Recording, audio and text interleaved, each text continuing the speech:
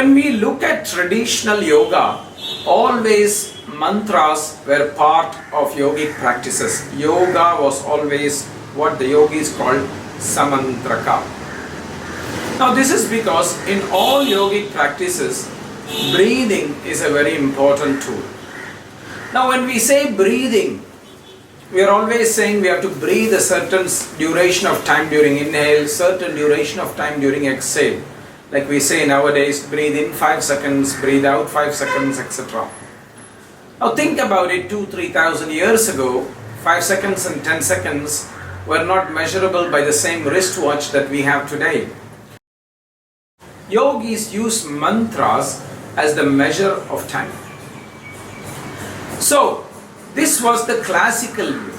But they also thought that there was going to be a double benefit, because not only was it the measure of time, but it also brought certain quality to the practice.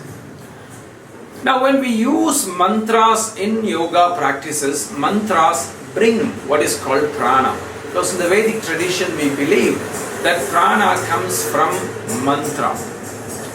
Therefore, when we use mantras in yogic practices, the practices become alive, they become very spiritual, full of energy, and they are no more just physical exercises.